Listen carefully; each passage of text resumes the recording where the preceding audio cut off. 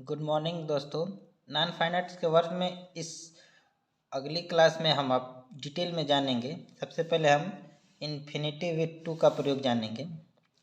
पहला रूल है कि इन्फिनेटिव विथ टू का प्रयोग किसी वर्ब के सब्जेक्ट के रूप में होता है। दोस्तों, मैं ये वाला तरीका इसलिए चुना हूँ क्योंकि उसमें बहुत ज़्यादा टाइम लग रहा था और कंटेंट भी कम दे पा रहा था।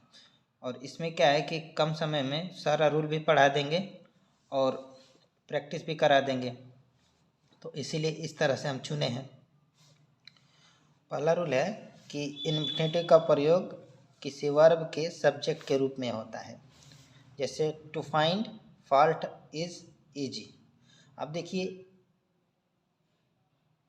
इस वर्ब का सब्जेक्ट कौन है? To find. ये क्या है? सब्जेक्ट है।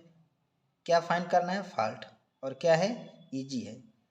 तो अब देखिए, ये सब्जेक्ट हुआ, ये वर्ब है। इस वर्ब का क्या? ये सब्जेक्ट है। उसी तरह to walk is a good exercise, इस वर्ब का क्या है? ये सब्जेक्ट है, इन्फिनेटिव। उसी तरह इस वर्ब का ये क्या है? सब्जेक्ट है। To err is human, to forgive is divine, ये वर्ब है। इसका ये क्या है? सब्जेक्ट है। इसका मतलब होता है कि गलती करना इंसान की फितरत है या इंसान की मानवीय नेचर है, और माफ़ करना किसका क्वालिटी है? भगवान का क्वालिटी है। दूसरा रूल है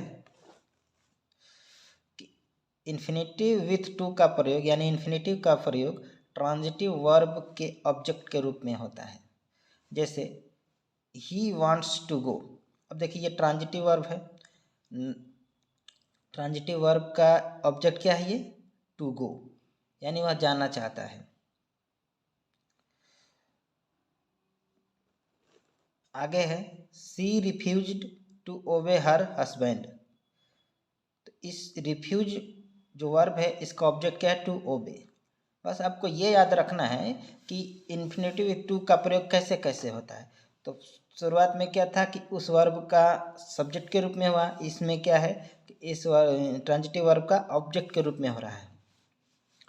तीसरा एग्जाम्पल है I like to play cards, यानी इस वर्ब का कौन सा ऑब्जेक्ट है? ये वाला है, टू प्ले कार्ड्स, ये ऑब्जेक्ट्स है। तो दो रूल हमने पढ़ लिया। अब तीसरा रूल के बारे में चलते हैं। तीसरा रूल है कि इन्फिनेटिव विथ टू का प्रयोग वर्ब किसी वर्ब के कम्प्लीमेंट के रूप में होता है, यानी वर्ब कम्प्लीमेंट के रूप में होता है। जैसे एग्जाम्पल है कि her desire is to see me again, उसकी इच्छा है टू सी, मुझे देखने के लिए दोबारा, यानी इस वर्ब का कॉम्प्लीमेंट क्या है? टू सी।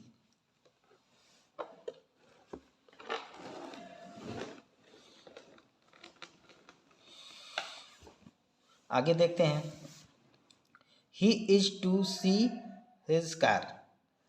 ये जितने भी एग्जाम्पल यहाँ दिए गए हैं, सब में क्या है? Verb complement, verb complement, verb complement, verb complement. Verb क्या है? ट्रांजिटिव वर्ब है। और ये क्या है? टू गाइड, कंप्लीट है। टू गाइड कॉम्प्लीमेंट है। कहने का मतलब है कि नॉन फाइनाइट वर्ब के सिवा जो क्या होगा? Finite verb. तो फाइनाइट वर्ब का क्या है? ये ऑब्जेक्ट है। यहाँ सी का अर्थ कम्प्लीमेंट है। आप थोड़े थोड़े करके नोट्स बनाते चलिए, मैं सारा पढ़ा दूंगा इसमें। चौथा रूल है कि इन्फिनेटिव विथ टू का प्रयोग किसी प्रीपोजिशन के ऑब्जेक्ट के रूप में होता है। पहला रूल क्या था? पहला रूल था कि इन्फिनेटिव विथ टू का प्रयोग वर्ब के सब्जेक्ट के रूप में होता है। दूसरा था उस वर्ब के ऑब्जेक्ट के रूप में होता है, ट्रांजिटिव वर्ब था। तीसरा था कि वर्ब के कम्प्लीमेंट के रूप में होता है। चौथा है कि प्रीपोजिशन के ऑब्जेक्ट के रूप में होता है। जैसे he is about to come, वह आने वाला है। ही इज, अब देखिए, इस वर्ब से नहीं मतलब है, ये प्रीपोजिशन से मतलब अबाउट टू कम, आने वाला है। उसी तरह you had no choice but to obey. अब देखिए इसका ये जो बट है यहाँ ये प्रीपोजिशन के रूप में है, न कि कंजंक्शन के रूप में। तो ये कह रहा है कि आपके पास कोई चॉइस नहीं है सिवाय आज्ञा मानने के। तीसरा एग्जाम्पल है nowadays we want nothing but to earn money. कह रहा है कि आजकल हम लोग पैसा कमाने के सिवा कुछ नहीं चाहते हैं। जब बट का प्रयोग अगर प्रीपोजिशन के रूप में होता है तो उसका मतलब एक्सेप्ट होता है। एक्सेप्ट का मतलब के सिवा। अगला रूल देखते हैं। हमने तो बताया था कि केवल नाउन की तरह होता है प्रयोग, लेकिन कभी कभी एडजेक्टिव की तरह भी हो जाता है। जैसे इसमें क्या है कि he has no money to buy. तो ये जो पैसा है, इस पैसे से इस इन्फिनिटिव का क्या संबंध है? इस पैसे से यही तो खरीदने के लिए बात कर रहे हैं। तो ये जो मनी है इसका ये संबंध है, यानी इस मनी का ये क्या बता रहा है? विशेषता बता रहा है। उसी तरह ये जो हाउस है I have no house to live in, तो इस हाउस का इस टू लिव इन, इस टू लिव का क्या संबंध है? तो इस हाउस का ये क्या बता रहा है? विशेषता बता रहा है, इसको क्वालिफाई कर रहा है कि ये हाउस किसके लिए है? तो रहने के लिए है। उसी तरह मैन क्या है? मैन एडमायर के लिए है। उसी तरह ये आगे भी एग्जाम्पल है। कभी कभी एडवर्ब की तरह भी यूज हो जाता है। खैर इतना हम डिटेल में नहीं जाएंगे, हम बस ये जानेंगे कि इन्फिनिटिव विथ टू का प्रयोग नाउन की तरह होता है।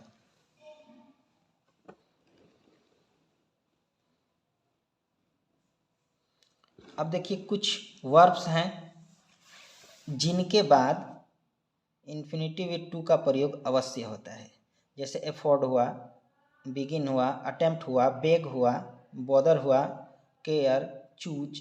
इसी तरह ये लिस्ट बना है, इसको आप चाहें तो याद कर सकते हैं। ये जब भी वाक्य में आए, सेंटेंस में आए, तो इनके बाद इन्फिनिटिव विथ टू का प्रयोग अवश्य होगा। अब आगे चलते हैं।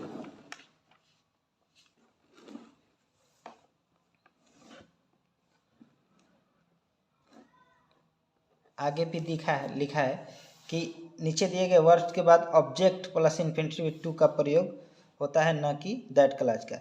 यानी जो अलाउ है, एडवाइज है, कंपेल है, इनकरेज है, एक्सपेक्ट है, ये जितनी भी वर्ब हैं इनके बाद अगर कोई ऑब्जेक्ट है तो उसके बाद क्या आएगा?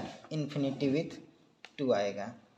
जैसे एग्जाम्पल के थ्रू हम समझते हैं।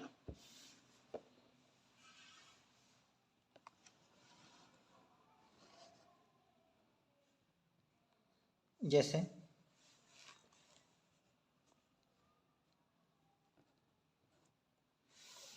The teacher allowed the students to enter the classroom. कह रहा है कि टीचर ने अलाउ किया स्टूडेंट को, यानी विद्यार्थियों को, किसके लिए? रूम में प्रवेश करने के लिए। तो ये जो अलाउ है, अलाउ के बाद क्या है? वर्ब है, वर्ब के बाद क्या है? ऑब्जेक्ट है। तो इस वर्ब के बाद जो ऑब्जेक्ट यूज होगा तो उसके बाद इन्फिनिटिव विथ टू का प्रयोग होगा।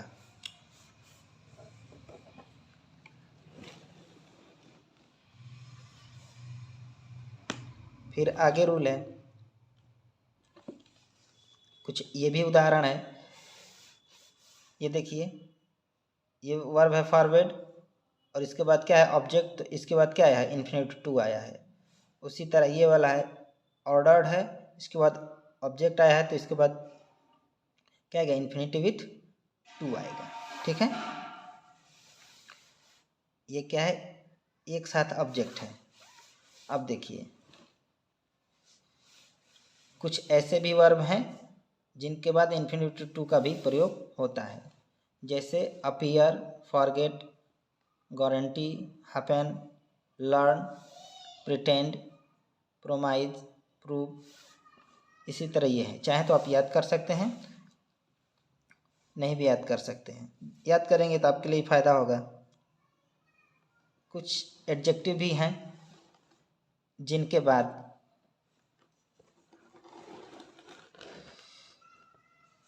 इन्फिनिटिव टू का प्रयोग होता है, जैसे एबल हुआ, अनेबल हुआ, एंशियस हुआ, ग्लैड हुआ, हैप्पी हुआ। इनके बाद निश्चित रूप से क्या होगा, इन्फिनिटिव टू का प्रयोग होगा। आगे भी वर्ब हैं, दिखा दे रहे हैं आपको। प्लीज्ड हुआ, सरप्राइज्ड हो गया, शॉक्ड हो गया। ये नीचे दिए गए जितने भी एडजेक्टिव हैं इनके बाद क्या होगा, इन्फिनिटिव टू का प्रयोग होगा। अब साथ ही साथ अब हम चलेंगे उस रूल पे कि इन्फिनिटिव टू का प्रयोग कहाँ नहीं होता है, जिसको हम बोलते हैं बेयर इन्फिनिटिव। क्या बोलते हैं, बेयर इन्फिनिटिव। लिखा है कि no use of infinitive to. आप एक बार रूल को देख लीजिए, उसके बाद आप एग्जाम्पल आसानी से हल कर लेंगे। लिखा है पहला रूल कि इन्फिनिटिव टू का प्रयोग मॉडल ऑक्सिलरी वर्ब के बाद नहीं होता है। इससे मॉडल ऑक्सिलरी वर्ब क्या है, can, could, may, might, shall, should, will, would, must. इनके बाद इन्फिनिटिव टू का प्रयोग नहीं होगा। इन एग्जाम्पल में आप देख सकते हैं कि यहाँ कैन है तो यहाँ इन्फिनिटिव टू का प्रयोग नहीं हुआ है, यहाँ कर दिया है तो ये क्या हो गया, गलत हो गया। जहाँ नहीं हुआ है वो सही है, जहाँ हुआ है वो गलत है, क्योंकि रूल क्या है कि मॉडल ऑक्सिलरी वर्ब के साथ इन्फिनिटिव टू का प्रयोग नहीं होता है। उसी तरह एक और भी वर्ब है जिसमें डेयर नॉट या डेरेंट, ये शॉर्ट फॉर्म है, और एक नीड नॉट या नीडेंट। जब उसका प्रयोग हम हेल्पिंग वर्ब के रूप में करते हैं तो उसके बाद भी इन्फिनिटिव टू का प्रयोग नहीं होता है। जैसे he dare not come here. अब देखिए कैसे पता चलेगा कि डेयर नॉट और dare need not helping verb के रूप में यूज हुआ है। तो जब हेल्पिंग वर्ब के रूप में होगा, जैसे यहाँ डेयर नॉट है तो ये हेल्पिंग वर्ब के रूप में होगा, तो इसके बाद एक मेन वर्ब आएगा। अगर मेन वर्ब नहीं आता है तो समझिए कि वो मेन वर्ब के रूप में यही यूज होगा। लेकिन ये क्या है कि मेन वर्ब के रूप में नहीं हुआ, ये हेल्पिंग वर्ब के रूप में हुआ है। तो जब हेल्पिंग वर्ब के रूप में हुआ है तो इसके आगे मेन वर्ब हुआ है। तो जब मेन वर्ब हुआ है तो इसके साथ क्या है, इन्फिनिटिव टू का प्रयोग नहीं होगा। देखिए यहाँ नहीं हुआ है, अगर यहाँ कर दे इन्फिनिटिव टू का प्रयोग तो गलत है। उसी तरह आगे भी एग्जाम्पल देख सकते हैं। सेम यही रूल उलट के लगता है कि अगर डेयर और नीड नॉट का प्रयोग, डेयर और नीड का प्रयोग अगर मॉडल ऑक्सिलरी वर्ब के रूप में न होकर क्या रूप में होता है, मेन वर्ब के रूप में होता है, तो वहाँ इन्फिनिटिव टू का प्रयोग होता है। इससे पहले ये रूल देख लेते हैं कि डेयर तथा नीड का प्रयोग मॉडलरी ऑक्सिलरी वर्ब के रूप में इंट्रोगेटिव सेंटेंस में होता है, तो इसके बाद टू का प्रयोग नहीं होता है। कहने का ये मतलब है कि मार्जिनल ऑक्सिलरी वर्ब के रूप में हो रहा है तो तो यहाँ डेयर, इसके बाद देखिए सब्जेक्ट, इसके बाद ऑब्जेक्ट, ये मेन वर्ब हुआ कि नहीं यहाँ, ये तो जब ये मेन वर्ब है तो ये क्या है, ये हेल्पिंग वर्ब के रूप में हुआ है। तो हेल्पिंग वर्ब के रूप में होगा तो इसके बाद क्या होगा, ये जो वर्ब आएगा वो इन्फिनिटिव टू के साथ नहीं आएगा। अब देखिए, अब जो रूल बता रहे थे कि जब डेयर और नीड का प्रयोग मेन वर्ब के रूप में होता है तब वहाँ निश्चित रूप से क्या होगा, इन्फिनिटिव टू का प्रयोग होगा। जैसे ही डेयर्स टू गो देयर। अब देखिए अगर ये मेन वर्ब के रूप में अगर ना होता तो डायरेक्ट यहाँ क्या नहीं आता, इन्फिनिटिव नहीं आता। ये यहाँ जो है ये मेन वर्ब के रूप में हुआ है, तो मेन वर्ब के रूप में हुआ है तो टेंस के आधार पे ही होगा। ये देखिए ये प्रेजेंट इंडेफिनिट टेंस का सेंटेंस है। उसी तरह ये क्या है, she needs to come here, तो ये भी प्रेजेंट इंडेफिनिट का ये सेंटेंस है और उसका भी रूल लगा कि सिंगुलर सब्जेक्ट के संग ऐसा अथवा यस लगता है मेन वर्ब के साथ। तो जब रूल यही है कि जब डेयर और नीड का प्रयोग हेल्पिंग वर्ब के रूप में होता है तो उसके साथ इन्फिनिटिव टू का प्रयोग नहीं होता है। अगर मेन वर्ब के रूप में होता है तो इस तरह इन्फिनेटिव टू का प्रयोग होता है। अगर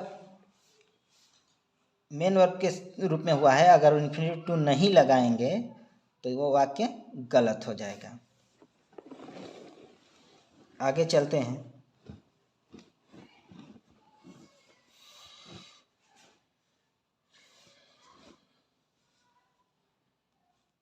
कुछ यहाँ भी दिया है कि यदि एक्टिव स्टाइल के सेंटेंस में feel, hear, see, notice, watch verbs का प्रयोग हो तथा इसके बाद ऑब्जेक्ट का प्रयोग हो तो इसके बाद इन्फिनेटिव टू का प्रयोग नहीं होता है। ये देखिए फेल्ट है, इसके बाद क्या है, एक्टिव स्टाइल भी है, और इनके बाद क्या नहीं होगा, इन्फिनेटिव टू का प्रयोग नहीं होगा। देखिए कहीं भी नहीं हुआ है, जहाँ हुआ है उसको गलत कर दिया है।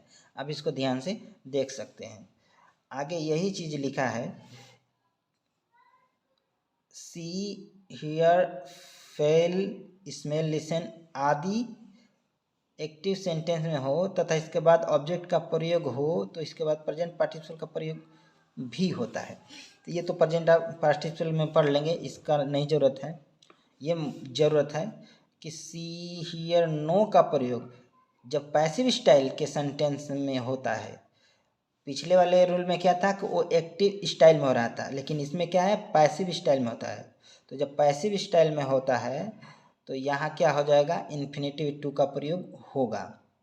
जैसे she was seen to enter the bedroom. देखिए यहाँ पैसिव स्टाइल है। एक्टिव पैसिव का भी वीडियो डलेगा, जैसे आपको दिक्कत होने लगेगी समझने के लिए। उसी तरह ये देखिए एग्जाम्पल, यहाँ जितने भी ये 1, 2, 3 उदाहरण है, तीनों के तीनों क्या हैं, पैसिव फॉर्म में यूज हुए हैं। और उनके बाद क्या यूज हुआ है, इन्फिनेटिव टू का प्रयोग हुआ है। I am known to all. अब देखिए अगला रूल है कि हेल्प के बाद इन्फिनेटिव टू का प्रयोग होता है और नहीं भी होता है। का मतलब कि अब करें या ना करें कोई दिक्कत नहीं है। हेल्प वर्ब अगर आता है तो करें तो भी ठीक है, देखिए ऊपर किया है तो भी ठीक है, अगर नहीं करेंगे तो भी ठीक है, इसको याद रखिएगा। अब अगला है, कह रहा है कि लेट प्लस ऑब्जेक्ट के बाद इन्फिनेटिव टू का प्रयोग नहीं होता है। जैसे क्या है कि let me do this work, ये सही है। अगर यही कह देंगे let me to do this work तो यहाँ इन्फिनेटिव टू का प्रयोग कर दिए हैं, तो ये गलत हो जाएगा। उसी तरह let us go to the cinema. अब देखिए यहाँ लेट है, उसके बाद क्या है, ऑब्जेक्ट है, तो यहाँ क्या है, इन्फिनेटिव टू का प्रयोग नहीं हुआ है, तो ये क्या है, वाक्य सही है। और यही लेट अस, लेट है, ऑब्जेक्ट है, तो यहाँ अगर इन्फिनेटिव टू ला देते हैं तो ये क्या हो जाएगा, गलत हो जाएगा। कहने का ये मतलब है कि लेट प्लस ऑब्जेक्ट के बाद इन्फिनेटिव टू का प्रयोग नहीं होता है। अगला और इम्पोर्टेंट रूल है मेक को लेकर। यदि एक्टिव स्टाइल के सेंटेंस में मेक का प्रयोग हो तथा इसके बाद ऑब्जेक्ट का प्रयोग हो तो इसके बाद इन्फिनेटिव टू का प्रयोग नहीं होता है। जैसे दे मेड मी। अब देखिए ये सब्जेक्ट है, ये वर्ब है, ये ऑब्जेक्ट है। तो जब एक्टिव स्टाइल है इसके बाद ऑब्जेक्ट है तो इसके बाद जो वर्ब आएगा तो वह बिना इन्फिनेटिव का आएगा, यहाँ टू विप नहीं होगा। यहाँ टू विप किया है तो ये क्या हो गया है, वाक्य गलत हो गया है।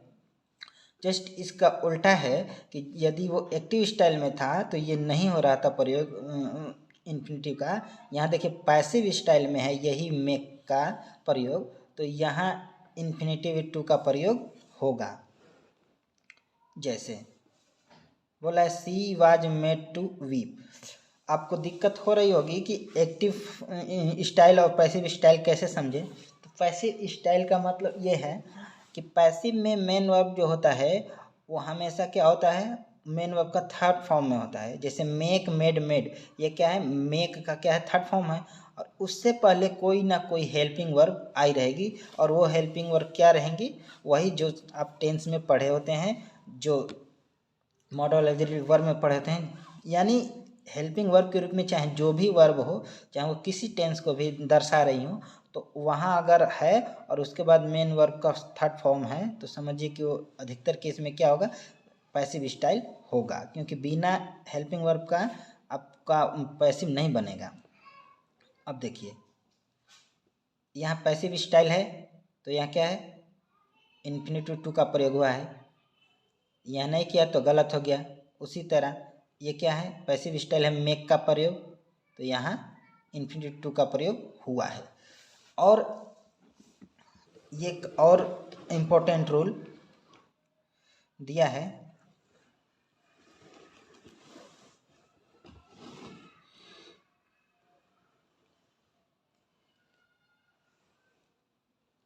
ये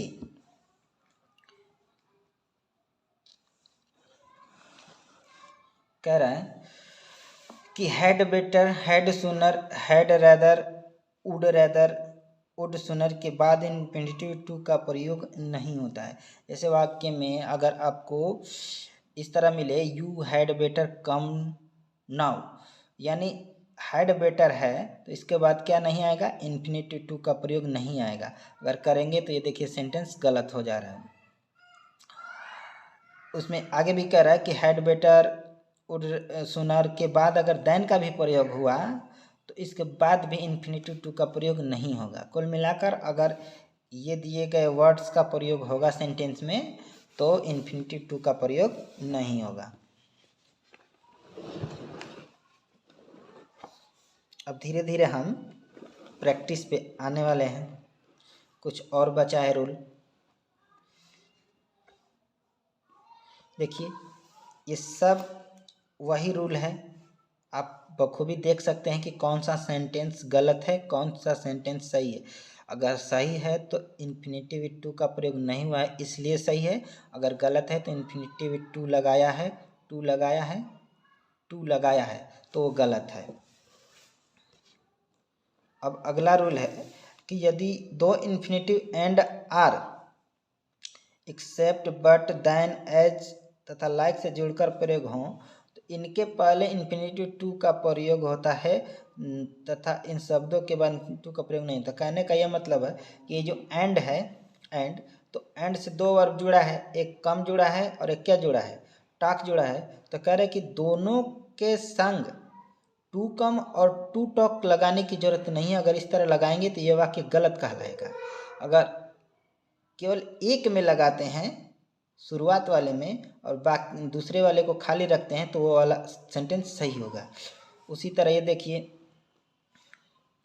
यहाँ दोनों में हटा दिया है कि कम और टाक में किसी में भी नहीं लगाया है, दूसरा वाला में तो लगाना ही नहीं है, लगाना है तो केवल पहले वाले में लगाना है, तो इस वजह से ये गलत हो गया। यहाँ देखिए there is nothing to do but wait. अब देखिए बट से जुड़ा है तो अगर बट से जुड़ा है तो बट के बाद जो वर्ब जुड़ा है तो उसके संग क्या नहीं लगा है, इन्फिनेटिव टू नहीं लगा है, नहीं लगा है तो इसका मतलब ये सही है। रूल में यही कह रहा है कि जब इन शब्दों का प्रयोग होता है तो इनके बाद क्या नहीं प्रयोग होगा, इन्फिनेटिव टू का प्रयोग नहीं होगा। जैसे इसमें कर दिया है कि बट के बाद क्या लगा दिया है, टू वेट लगा दिया है, तो ये क्या हो जाएगा, गलत हो जाएगा। एक और रूल पढ़े थे पीछे, उससे ये मिलता जुलता है, क्लियर कर देंगे अभी। अब देखिए बट आर एक्सेप्ट के पहले डू डज तथा डिड का प्रयोग हो तो इसके बाद इन्फिनेटिव टू का प्रयोग नहीं होता है। क्या, बट एक्सेप्ट के पहले अगर डू डज तथा डिड का प्रयोग हो तो इन्फिनेटिव टू का प्रयोग नहीं होगा। जैसे क्या बोला है कि ही डज नथिंग बट पे, ठीक है, तो ये जो नथिंग कहाँ गया, ये देखिए बट है, बट से पहले क्या आया है, डज, दूसरा क्या है, दोनों बट से ही बनाया। कहने का मतलब है कि अगर डू डज या डीड आए एक बट और एक्सेप्ट के पहले तो उसमें इन्फिनेटिव टू का प्रयोग नहीं हुआ है, नहीं होगा। जैसे इसमें कर दिया है तो ये गलत हो गया, इसमें नहीं किया है तो ये सही है, इसमें किया है तो ये गलत है। अब देखिए क्या कह रहा है, जो पीछे वाले रूल था उसमें अब जाकर ये क्लियर हो जाएगा। कह रहा है कि डू डज तथा did plus anything, nothing, everything, but, except के बाद इन्फिनिटिव टू का प्रयोग नहीं होता है। लेकिन बोला है नोट, बट और एक्सेप्ट के अलावा डू डज डिड को छोड़कर अन्य वर्ब का प्रयोग हो तो इसके बाद इन्फिनिटिव टू का प्रयोग होता है। जैसे इसमें जो पहले वाला था एग्जाम्पल आपको दिखा रहे हैं,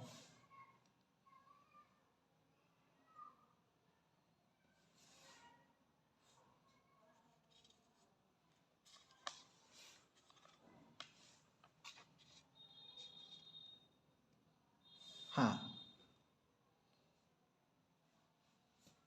ये देखिए ये लिखा है ना, ये बट दिया है, तो बट दिया है तो यहाँ इन्फिनिटिव टू का प्रयोग है ना, तो आप बोलेंगे कि नहीं आप तो गलत बता रहे हैं। तो गलत तब नहीं होगा जब इस बात को समझेंगे कि बट से पहले न डू है, न डज है, न डिड है, तो उसके अलावा है, तो उसके अलावा कोई दूसरा वर्ब है तो यहाँ इन्फिनिटिव टू का प्रयोग होगा। बहुत बढ़िया रूल है कि अगर बट या एक्सेप्ट से पहले अगर डू डज या डिड का प्रयोग होता है तो उसके बाद इन्फिनिटिव टू का प्रयोग नहीं होता है। अगर उसको छोड़कर कोई अन्य वर्ब यूज होगा तो उसके बाद इन्फिनिटिव टू का प्रयोग होगा। ये यही कहना चाहता था। अब मेरी बात को समझ पाए हैं? उम्मीद करते हैं कि आप समझ पाए होंगे। यही लिखा था कि बट और एक्सेप्ट के पहले डू डज और डिड को छोड़कर अन्य वर्ब का प्रयोग हो तो इसके बाद इन्फिनिटिव टू का प्रयोग होता है। जैसे he wants nothing but to earn money, कह रहा है कि वह पैसा कमाने के सिवा कुछ नहीं चाहता है।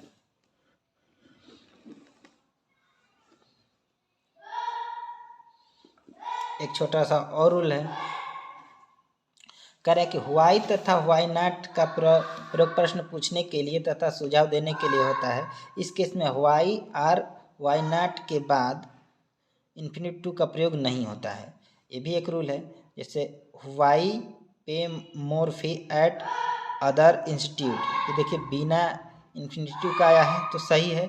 यहाँ देखिए ये क्या कर दिया है, यहाँ टू पे कर दिया है तो वैसे गलत है। यहाँ देखिए व्हाई नॉट है तो व्हाई नॉट है तो यहाँ गो से पहले क्या नहीं लगेगा, इन्फिनिटिव टू नहीं लगेगा। ये देखिए व्हाई नॉट है अगर तो टू गो का प्रयोग नहीं होगा। वही कह रहा है कि व्हाई और व्हाई नॉट का प्रयोग अगर प्रश्न पूछने के लिए और सुझाव देने के लिए होता है तो इस केस में इन्फिनिटिव टू का प्रयोग नहीं होता है। अब हम कुछ एग्जाम्पल के आधार पे अब इसका प्रयोग समझेंगे, उसके बाद वीडियो को हम एंड करेंगे। कुछ एग्जाम्पल को हम हल करा रहे हैं और उसके बाद हम आपको दे देंगे हल करने के लिए, और नेक्स्ट वीडियो में उसका हम सॉल्यूशन पहले बताएंगे, उसके बाद आगे बढ़ेंगे। जैसे ये दूसरा वाला क्वेश्चन है, ही में, अब इसमें यही बताना है कि बताइए कि इन्फिनिटिव टू का प्रयोग होगा या नहीं होगा, बस इतना बताना है। वर्ब को छोड़ दीजिए कि क्या लगेगा क्या नहीं लगेगा। तो ये क्या है, ही में। अब देखिए में क्या है, हेल्पिंग वर्ब है कि मॉडल ऑक्सिलरी वर्ब है, तो इसके बाद क्या नहीं लगेगा, इन्फिनिटिव टू का प्रयोग नहीं लगेगा। बस यही पढ़े थे रूल। उसी तरह ये क्या है, ही डज नॉट नीड। अब देखिए ये नीड है तो ये क्या है, हेल्पिंग वर्ब के रूप में हो रहा है कि मेन वर्ब के रूप में हो रहा है, तो मेन वर्ब के रूप में हो रहा है। ये देखिए मेन वर्ब के रूप में इसलिए हो रहा है कि इससे पहले हेल्पिंग वर्ब खुद है, तो हेल्पिंग वर्ब खुद है तो ये क्या हो जाएगा, ये मेन वर्ब है। तो मेन वर्ब का प्रयोग अगर डेयर और नीड का प्रयोग होगा तो उसके बाद इन्फिनिटिव टू का प्रयोग होगा। उसी तरह ये नीचे भी है। अब देखिए ये लास्ट वाला देखिए, आई वाज मेड। अब देखिए इस मेड का प्रयोग किस हिसाब से हुआ है, तो एक्टिव स्टाइल में हो रहा है कि पैसिव स्टाइल में है, तो ये पैसिव स्टाइल में हो रहा है। पैसिव स्टाइल में कैसे हो रहा है कि इससे पहले क्या है, हेल्पिंग वर्ब है, हेल्पिंग वर्ब है प्लस मेन वर्ब का थर्ड फॉर्म है, तो इसके बाद क्या होगा, मेन वर्ब का थर्ड फॉर्म है हुआ है, यानी पैसिव स्टाइल में हो रहा है, तो इसके बाद इन्फिनिटिव टू का प्रयोग होगा। उसी तरह ये रूल है कि लेट प्लस ऑब्जेक्ट के बाद इन्फिनेटिव टू का प्रयोग नहीं होगा। ये वर्ब को छोड़िए कि इसमें क्या भरना है, बस आपको ये पता करना है कि इसमें प्रयोग होगा इन्फिनेटिव टू का प्रयोग कि नहीं होगा। उसी तरह मैं कुछ दे दे रहा हूँ आपको, बस ये पता करने के लिए कि होगा कि नहीं होगा। उसका सॉल्यूशन हम अगले वीडियो में देंगे। पढ़ाने का ये अच्छा तरीका होता है कि पहले आप रूल समझा दीजिए, हर चीज़ समझा दीजिए, उसके बाद टास्क दे दीजिए और टास्क देने के बाद उसका सॉल्यूशन धीरे धीरे आप देते रहिए। तो ये देखिए क्वेश्चन नंबर 1, बस यही भरना है कि बताना है कि इन्फिनेटिव का प्रयोग होगा कि नहीं होगा। तो हमारे पास कितने सवाल है, 1 से लेकर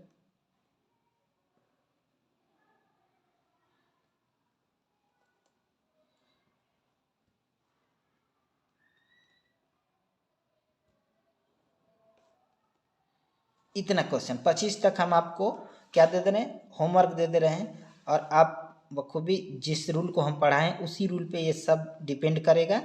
इसका सॉल्यूशन जैसे ये क्या है, ही डेयर नॉट है, तो डेयर नॉट है तो ये क्या है, हेल्पिंग वर्ब है कि मेन वर्ब है, तो ये मेन वर्ब नहीं है, हेल्पिंग वर्ब है। तो इसके बाद क्या नहीं होगा, इन्फिनेटिव टू का प्रयोग नहीं होगा। इसमें क्या है, ही डेयर्स, ये खुद प्रेजेंट इंडेफिनिट बना रहा था। प्रेजेंट इंडेफिनिट कब बनाएगा, जब मेन वर्ब में एस अथवा एस लगेगा, तो ये क्या होगा, मेन वर्ब के रूप में होगा। तो यहाँ इसके बाद क्या होगा, जब मेन वर्ब के रूप में होगा तो इन्फिनेटिव टू का प्रयोग होगा। इसी तरह आपको इन सारे क्वेश्चनों को हल करना है। इसका सॉल्यूशन हम अगले वीडियो में देंगे। उसके बाद नेक्स्ट हम कुछ और प्रैक्टिस करेंगे। उसके बाद हम जीरेंड को चलेंगे, फिर पार्टिसिपल को करेंगे। इस तरह से आपको एक कंप्लीट नॉलेज मिल जाएगी और आपको बार बार इधर उधर भटकना नहीं पड़ेगा और प्रैक्टिस भी हो जाएगा। उम्मीद करते हैं ये वीडियो आपको पसंद आई होगी और अपने दोस्तों के साथ शेयर करिएगा, बताइएगा और इस चैनल को सब्सक्राइब करवाइएगा और ख़ुद भी कर लीजिएगा। धन्यवाद।